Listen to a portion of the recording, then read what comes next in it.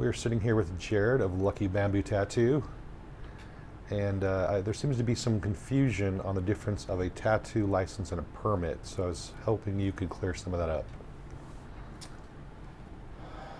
Yeah, this is another, I guess, surprising thing for me that so many tattoo artists don't understand. You know, like the guy that we're arguing with back and forth on social media. That's a tattoo artist, and it just I'm going to touch on this again because it's astounding to me, I guess, that just how much ignorance and uneducated people there are in the tattoo industry.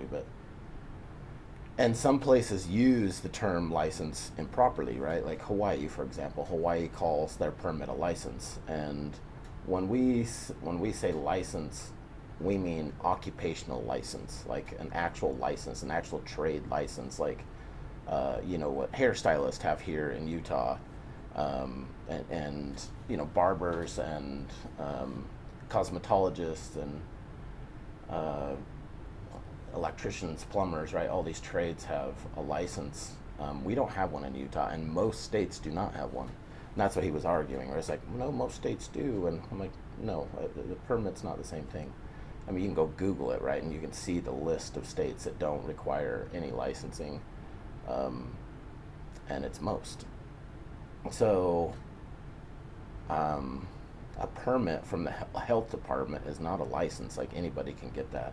You don't have to prove that, you did an apprenticeship. There's no apprenticeship requirements. There's no experience requirements. Nothing that you have to prove.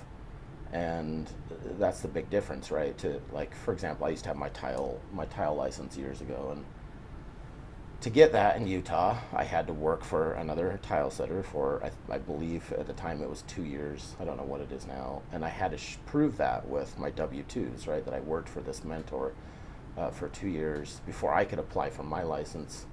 And then, you pay the fees and you have to, take a test, and the test is hours long and definitely requires studying and knowledge.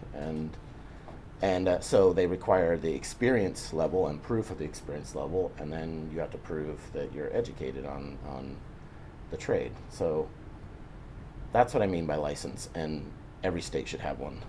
It's crazy that we don't, right? I mean, barbers have to have one. All of these trades have to have one. But here we are, have a lot of people pushing back and saying we don't want licensing,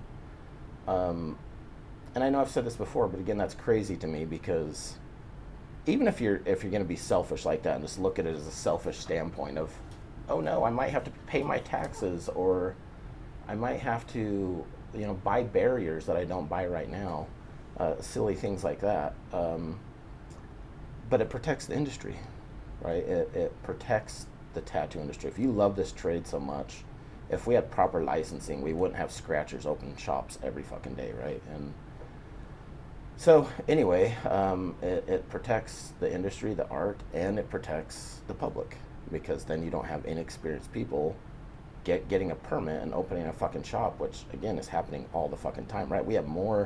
There are more scratcher shops in the U.S. than there are professional experience shops. So, Which anyway. is pretty scary to think about.